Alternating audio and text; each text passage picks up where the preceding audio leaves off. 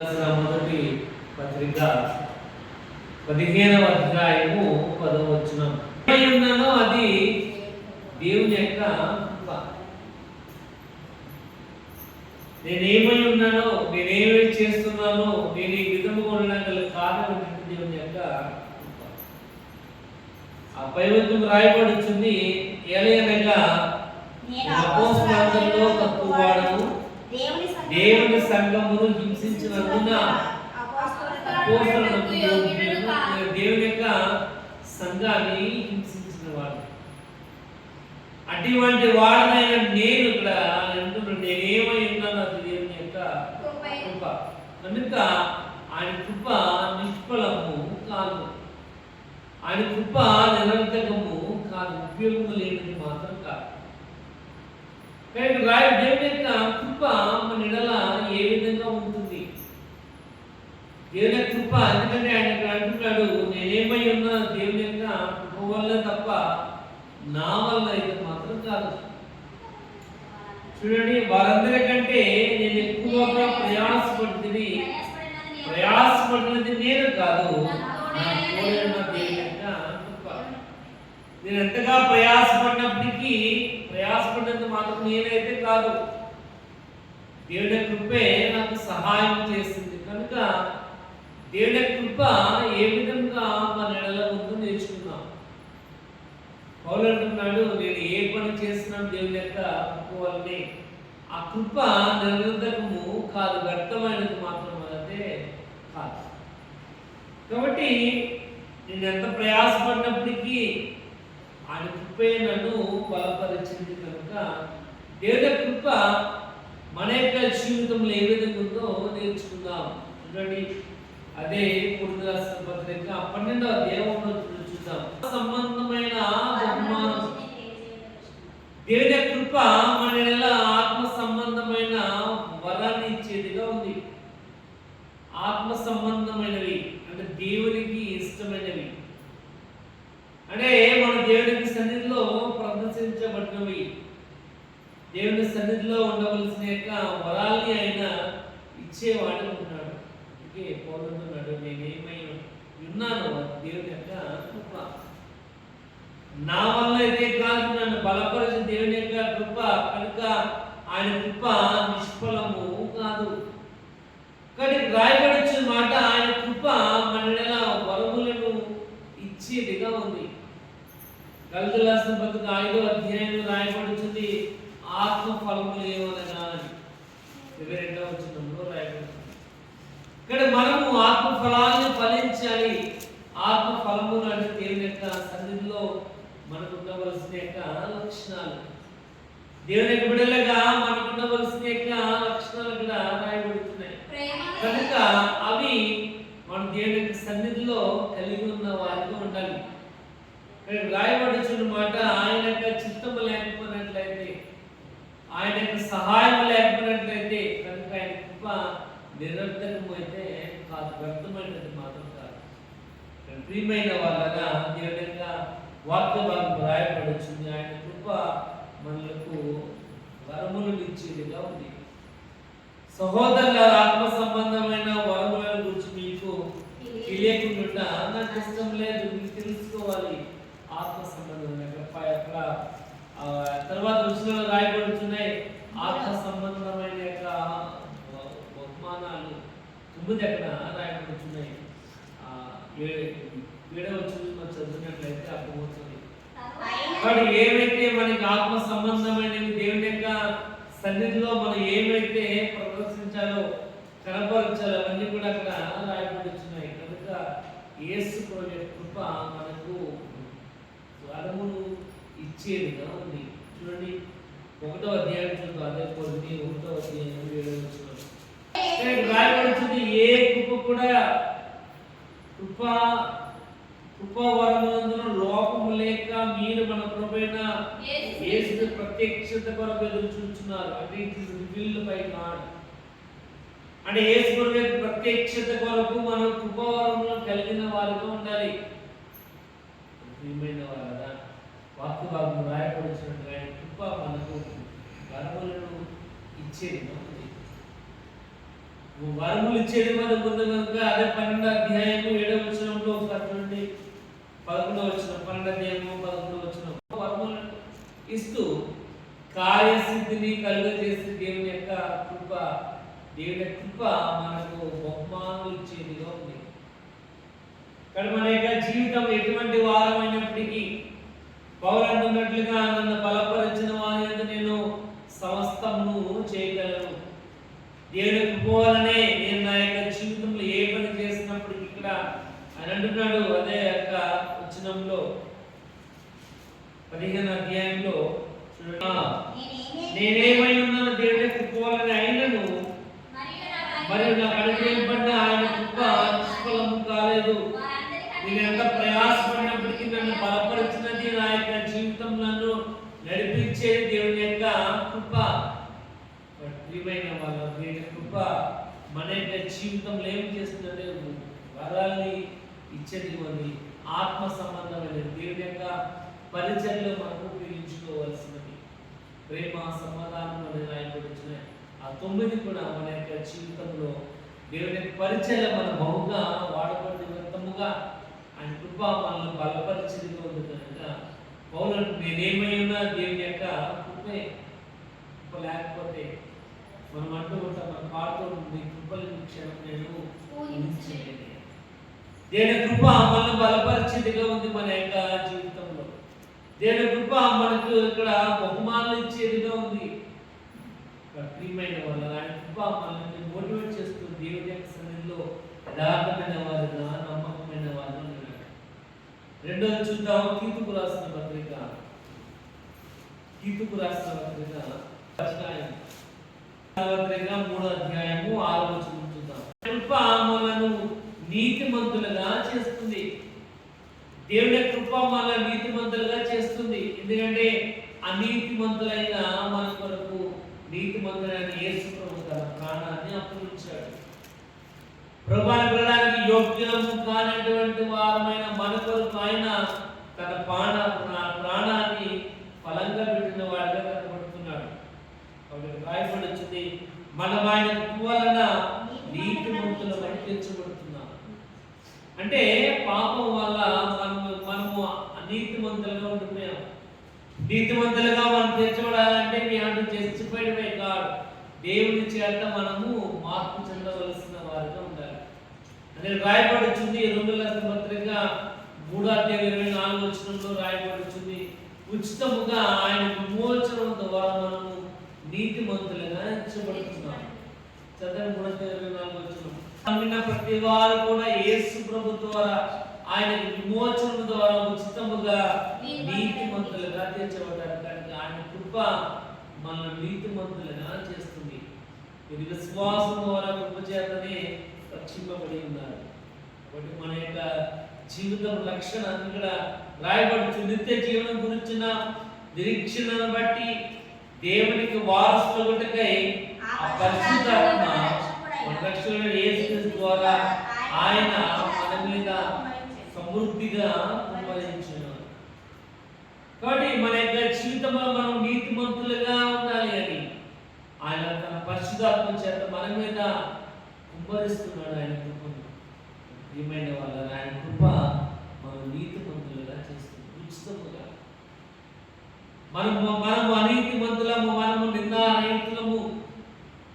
కానీ మన మీద ఏ నేరము మోపపడకుండా మన మీద ఉన్న పాప భారాన్ని ఆయన మన స్వరక్తం నుంచి కడిగి మన నీతిమంతులుగా, పవిత్రులుగా ఆయన చేసిన వాడిని కనబడుతున్నాడు. కనుక రెండోది రాయబడుతుంది, యేసుక్రీస్తు యొక్క కృప మన యొక్క జీవితంలో మనల్ని నీతిమంతులుగా చేస్తుంది.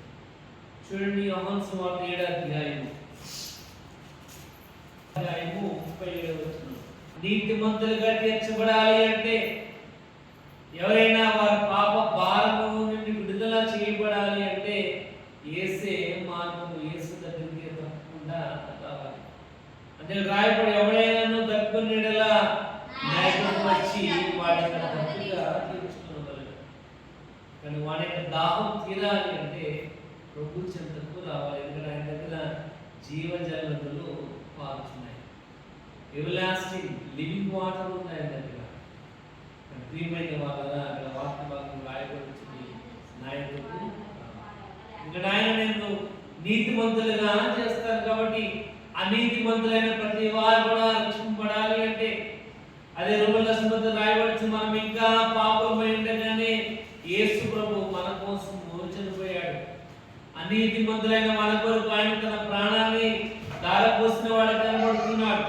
ప్రియమైన వాళ్ళరా దేవుని వాక్య భాగం రాయ ఒకసారి రోమన్ల పత్రిక 5వ అధ్యాయం 5వ వచనం చూద్దాం. 5వ అధ్యాయం 5వ వచనం. సిగ్గుపరచదు, సిగ్గుపడనీయదు. ఎందుకంటే ఆలస్యమైనప్పటికీ ఏదో ఒక దినమున తప్పకుండా మన రాజ్యంలో వారసులుగా ఉండగలం. ఆ కృప దేవుడు మనకు అనుగ్రహించిన వాడిగా ఉన్నాడు కనుక ఆ కృప మనల్ని సిగ్గుపరచదు కనుక పరిశుద్ధాత్మ ద్వారా దేవుని ప్రేమ మన హృదయంలో కుమ్మరించి ఉన్నది. దేవుని వాక్య భాగం రాయబడుతుంది. రెండవదిగా ఆయన కృప మనల్ని నీతిమంతులుగా చేస్తుంది. ఒకటి వరములను ఇచ్చేదిగా ఉంది, రెండోది నీతిమంతులుగా ఆయన కృప మనల్ని చేస్తుంది. మూడవది చూద్దాం. 103వ కీర్తన 103వ కీర్తన. యెహోవా దయాదాక్షిణ్యపూర్ణుడు, దీర్ఘశాంతుడు, కృపా సమృద్ధి కలిగిన వాడు, అది ఎల్లప్పుడూ వ్యాజ్యమాడు వాడు పైన రాయబడుతుంది. ఆయన కృపను గురించి వాడు చదువుతున్నాడు.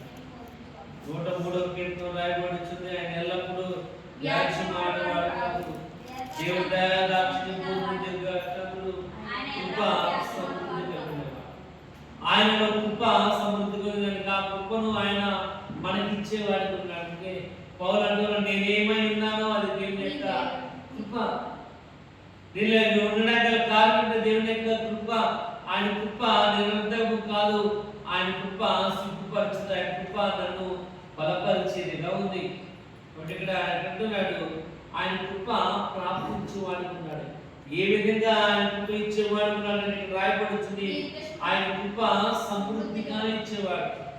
ఆయన కృప మన యొక్క జీవితంలో ఏ లోటు లేకుండా పరిపూర్ణముగా ఇచ్చేవాడు కనబడుతున్నాడు.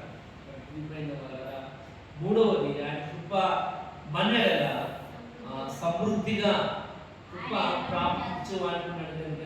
ఎందుకంటే ఆయనే దయాదాక్షిణ్యపూర్ణుడు, దీర్ఘశాంతుడు, కృప సమృద్ధి కలిగిన వాడు. కానీ మన ఎడల మన చిన్న తప్పు చేసినప్పుడు ఆయన తన కృప ద్వారా మనను కనికరించేవాడు ఉన్నాడు కనుక ఇక్కడ రాయబడుతుంది 11వ వచనంలో, ఆయన భూమి కంటే ఆకాశం ఎంత ఉన్నతంగా ఉన్నదో ఆయన భయపడగల కృప అంత అధికంగా ఉంది.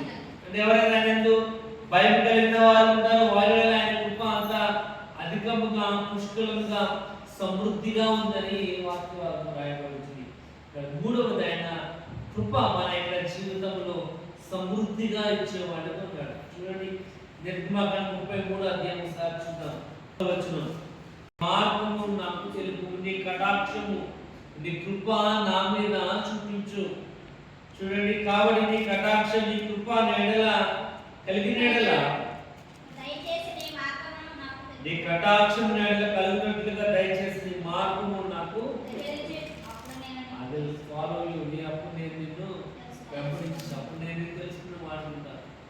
కానీ ఆయన కృప మన ఎడల సమృద్ధి ఉంది కనుక ఆయన అంటున్నాడు, నీ మార్గము నాకు తెలుపు, నీ కటాక్షము నాకు చూపించినట్లయితే నేను నిన్ను తెలుసుకుని అనుకుంటాను. మనం దేవుని తెలుసుకునేలాగా నా కృప మనకు సమృద్ధిగా ఇచ్చేది కనుక ఎఫెసీయుల రాసిన 2వ అధ్యాయంలో రాయబడుతుంది, విశ్వాసం ద్వారా కృప చేతనే రక్షింపబడి ఉన్నారు. ఇక్కడ మనం రక్షింపబడాలి మన యొక్క జీవితంలో అంటే ఓన్లీ ఒకటే కృప. కృప మన ఎడల సమృద్ధిగా నిలిచేవాడు ఉన్నాడు కనుక చూడండి 34వ అధ్యాయం చూద్దాం. 7వ వచనం, 34వ అధ్యాయం 7వ వచనం. యేసుక్రీస్తు అందరికీ ప్రభువు, ఆయన అందరికీ ప్రభువు. కాబట్టి 3:16 రాయబడి దేవుడు లోకమును ఎంతో ప్రేమించేది కాక తన అద్వితీయ కుమారుని పుట్టిన వారి యందు విశ్వాసం ఉంచు ప్రతి వాడని రాయబడుతుంది.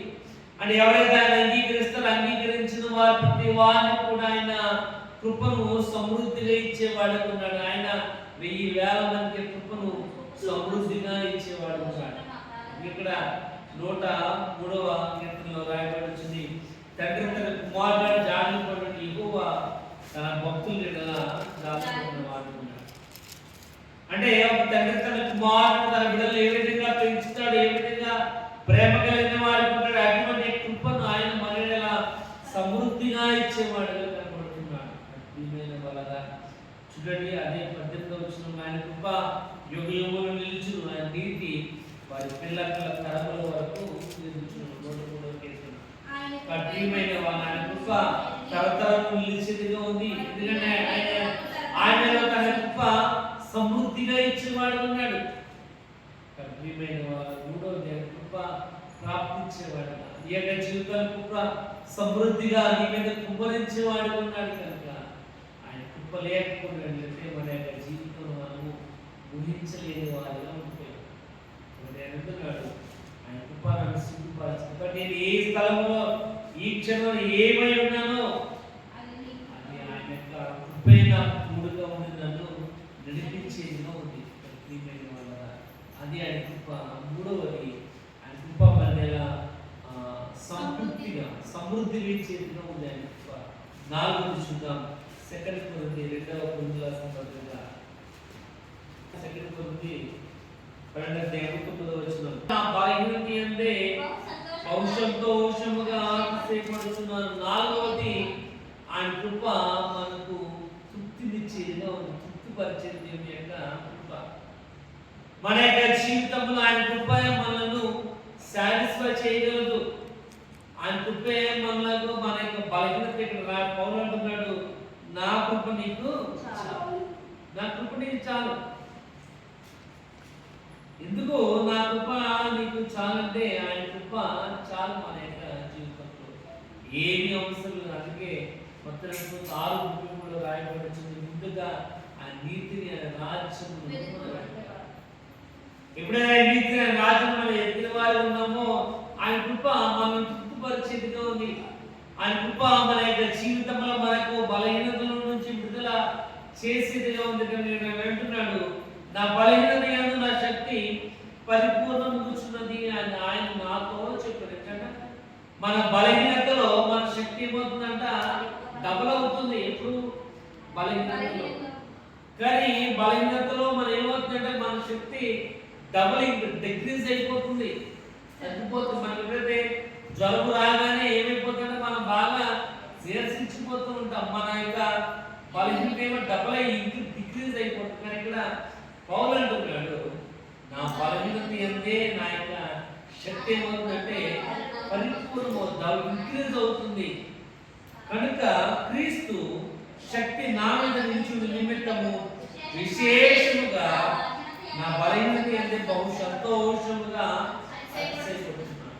కాబట్టి బలహీనత యందు నా శక్తి పరిపూర్ణము ఆయన చేసేవాడు ఉన్నాడు. కనుక ఆయన కృప నన్ను తృప్తిపరుస్తుంది. కనుక నా బలహీనత యందే నేను ఆయన యందు అతిశయపడేవాడుగా, సంతోషపడేవాడుగా ఉన్నాడు. 4వది ఆయన కృప మనల్ని తృప్తిపరుస్తుంది. ఏదేమైనప్పటికీ యేసు కొరకు కూడా వ్యసనంతో ఉండి ప్రార్థన చేస్తున్నాడు. ఏమని, తండ్రి నీ చిత్తమది పాత్ర నుండి అయినా నా చిత్తం కాదు, నీ యొక్క చిత్తమే, నీ యొక్క కృపే సిద్ధించును గాక. చూడండి, అదే అధ్యాయం 26వ అధ్యాయం మత్తయి సువార్త ఆయన 3 సార్లు కూడా అదే ప్రార్థన చేస్తున్నాడు. ప్రభువా నీ చిత్తమది పాత్ర తొలగించు, నీ కృప నా మీద ఉంచండి. చూడండి, అదే 26వ అధ్యాయము 39, 42, 44 వచనాల్లో రాయబడింది. ఒకే ప్రార్థన మళ్ళా చేస్తున్నాడు. ప్రభువా నీ చిత్తమైతే ఈ పాత్రను తొలగించండి, ఈ భారము తీసివేయండి. ఎందుకంటే ఇక్కడ పౌలు అంటున్న విశేషముగా నా బలహీనత యందు బహు సంతోషముగా ఉన్నాను. ఇక్కడ మన బలహీనతలో మనం తృప్తిపరిచే దేవుని యొక్క కృప, మన బలహీనతలో ఆయన కృప మనకు సహాయం చేసేది. ప్రియమైన వాళ్ళరా, ఆయన కృప లేకపోయినట్లయితే మన యొక్క జీవితం మనము ఊహించలేము. ఆయన కృప లేకపోతే మన యొక్క జీవితంలో ఏమి కూడా గడవదు. నాకు వేరుగా ఉండి మీరేమి కూడా చేయలేరు. మీరు బహుగా ఫలించాలి అంటే నా కృప మీకు అవసరం. చూడండి పీపుల్స్ సమస్యను కూడా చేయగలను. అంటే నా యొక్క జీవితంలో ఆయన కృప ఉంటే చాలు. చాలంత కృప ఇచ్చేవాడు ప్రభువైన క్రీస్తు. నీ యొక్క జీవితంలో నేను తృప్తిపరిచేవాడు ప్రభువైన క్రీస్తు. నీ యొక్క జీవితం నేను బలపరచువాడు ఆయనే. ఇక్కడ అంటున్నాడు, నన్ను బలపరిచిన వాని నేను సమస్తమును కూడా చేయగలను. అంటే నేను ఏ పని చేస్తున్నప్పుడు కూడా దేవుని యొక్క కృప కృప కృప ప్రియమైన వారా, దేవుని యొక్క వాక్యం రాయబడుతున్న పౌలు అంటున్నాడు, నీ కృప లేకపోతే ఏమి కూడా నీ కృప నిష్ఫలము కాదు, నీ కృప ఉపయోగకరమైనదే. ఎందుకంటే నా యొక్క జీవితంలో నేను ఎంత బలహీనుడిగా అయినప్పటికీ నీ కృప నన్ను బలపరుస్తుంది, నీ కృప నన్ను నడిపిస్తుంది. ప్రియమైన వాళ్ళ కృప మనను సిగ్గుపరచనీయాడు. ఆ కృపను సమృద్ధిగా ఉపకరించేవాడు ఆయనే. సార్ చూడండి, అదే 2 కొరింథీయులు సార్ చూద్దాం, 4వ అధ్యాయం. 2 కొరింథీయులు 4వ అధ్యాయం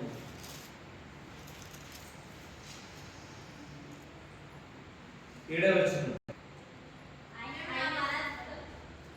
అయినను ఆ బలాధిక్యము మా మూలమే కాక దేవునిదై ఉండినట్లు మట్టి గట్టులో ఈ ఐశ్వర్యము మాకు కలదు. మట్టి గట్టములో ఈ ఐశ్వర్యం మాకు కలదు. మట్టి గట్టం అంటే కొందరు ఏంటంటే బంగారం దొరుకుతుంది. బంగారం కంటే అయినను అపరాధిత్యము మా మూలమైనది కాక దేవునిదై ఉండినట్లు. అంటే మనకున్న బలము, మన వల్ల మనకున్న ఆహారం వల్ల మన తినేక ఆరోగ్యం వల్ల వచ్చిన కారణం ఏదైతే ఐశ్వర్యం దేవుని యొక్క కృప వల్ల మాత్రమే. దేవుని యొక్క వాక్య భాగం రాయబడుతుంది. ఆయన కృప మనల్ని తృప్తిపరిచేదిగా ఉంది, ఆయన కృప మనల్ని బలపరిచేదిగా ఉంది. పౌలంటున్నాడు, ఏమై ఉన్నానో అది దేవుని యొక్క కృప. చూడండి, అయినను నేనేమై ఉన్నాను దేవుని యొక్క కృప వలనే అయి ఉన్నాను. అది నాకు అనుగ్రహింపబడిన ఆయన కృప నిష్ఫలము కాదు. నేనేమై ఉన్నాను కఠినమైన వాళ్ళ ఈ రాత్రి కలిసి దేవుని యొక్క వాక్యం సెలవుస్తుంది. ఆయన కృప మనకు బహుమానం ఇచ్చేదిగా ఉంది. ఆయన కృప మనకు బలపరిచేదిగా, ఆత్మ సంబంధమైన బహుమానాలు ఆయన కృప ఇచ్చేదిగా ఉంది. మన యొక్క విశ్వాస జీవితంలో అభివృద్ధి పరచబడాలి అంటే కృప అవసరం. ఆయన కృప మనకు బహుమానం ఇచ్చేదిగా ఉంది. ఆయన కృప మన యొక్క జీవితంలో రాయబడుతుంది. కార్యసిద్ధి కలిగజేస్తే ఇక్కడ ఒకటి కృప మనకు బహుమానం ఇచ్చేదిగా ఉంది. రెండోది రాయబడుతుంది, ఆయన కృప మనలను నీతిమంతులుగా చేస్తుంది. ఉచితముగా ఆయన కృప మనల్ని నీతిమంతులుగా చేస్తుంది. మూడోది రాయబడుతుంది, ఆయన కృప సమృద్ధిగా మన యొక్క జీవితం ఇచ్చేదిగా ఉంది. కృప ప్రాప్తించడం, ఎందుకంటే ఆయన కృప సమృద్ధి కలిగిన వాడుగా ఉంది. నాలుగోది ఆయన కృప మనల్ని తృప్తిపరిచే, మన బలహీనతను, మన ఆయన అవసరం, మన అక్కల్లో ఆయన కృపే మనకు తోడుగా ఉండి మనల్ని బలపరచడం కనుక ఇక్కడ పౌలు అంటున్నాడు, వారందరికంటే వెనుకగా ఎక్కువగా ప్రయాసపడుతుంది. ప్రయాసపడి నేనే కాదు, ఎందుకంటే ఆయన దేవుని యొక్క సంఘాన్ని పాడు చేసిన వాడిగా ఉన్నప్పటికీ దేవుని కృపే పౌలుకి ఎక్కువగా తోడుకుంది. కానీ అనేకమైన ప్రాంతాలు తిరిగి దేవుని యొక్క పరిచయ భారాన్ని కలిగిన వాడు కనుక నేను చేసిన ప్రతి పని కూడా పౌలు అంటున్నాడు దేవుని కృప వల్లనే కనుక ఆయన అంటున్నాడు, నా కృప నీకు కృప లేనిదే వేరొకటి ఏమి కూడా మన యొక్క జీవితంలో లేదు కనుక దేవుని కృప పొందుకున్న వారు ఉంటారు.